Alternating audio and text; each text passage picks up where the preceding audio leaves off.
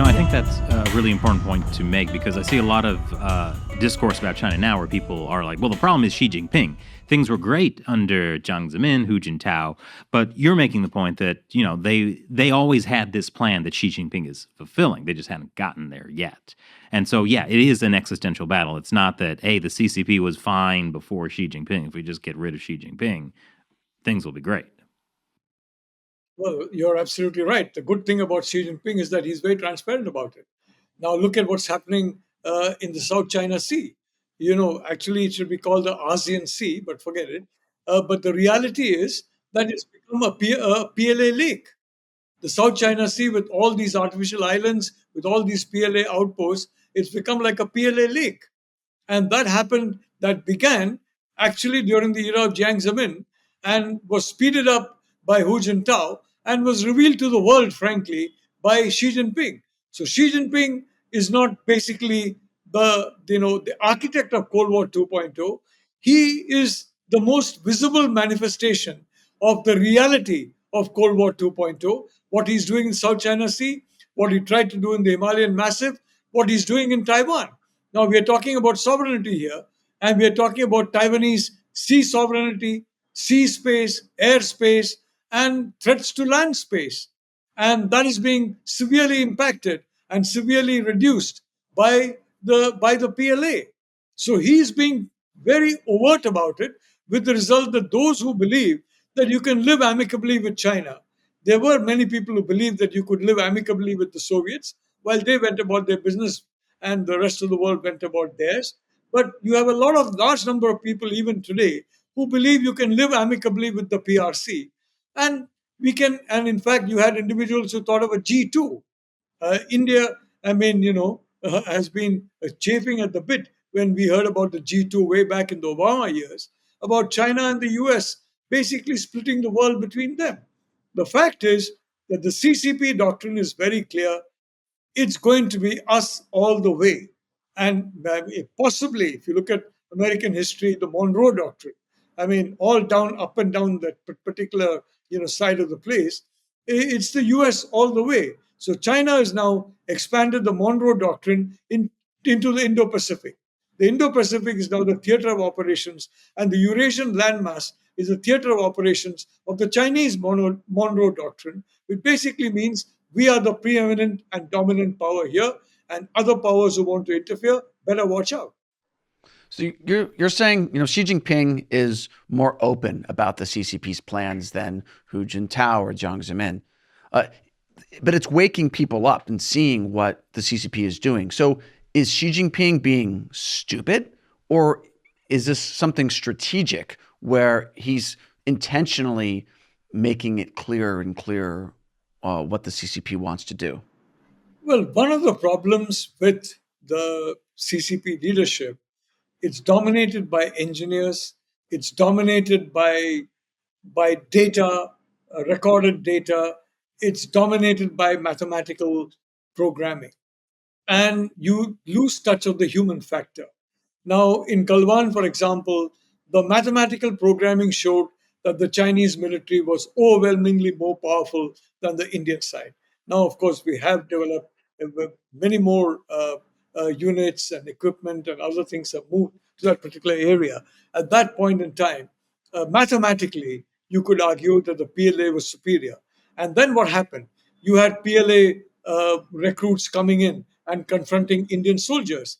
Indian soldiers are what Mao's soldiers were. They are peasant soldiers.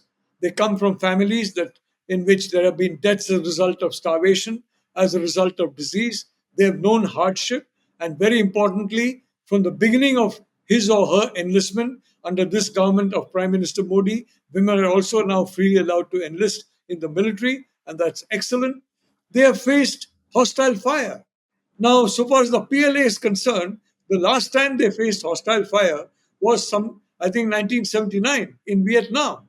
Their idea of war was video gaming, frankly, or war gaming. And a war game can look very realistic in a video or even in a mock demonstration, but it's not really realistic because that inner terror is not there. The fact that your life could be cut short is not there. As someone who has gone a few times, may I say, into zones where the fire has been exchanged, whether it's in Kashmir, whether it's in some other parts of the world, including in Syria. Well, let me say there's a big difference when you are actually in a situation of free.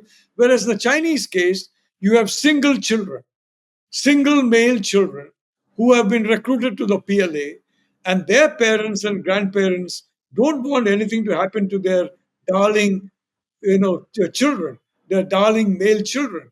And very frankly, the darling male children who have been spoiled all their lives, they don't want anything to happen to them. So essentially, the kind of soldiers that we have, when the PLA used if you remember, there was a confidence building mechanism in which bullets would not be used, arms would not, normal weapons, that is, guns and ammunition would not be used On the Indian border, correct? on the Indian and China border. I'm not going to say who recommended that particular CBM, but if you look through the records, you might find the person who recommended that CBM at that point in time.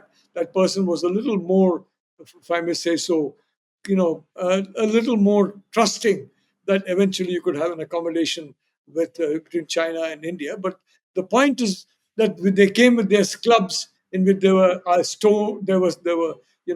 iron spikes.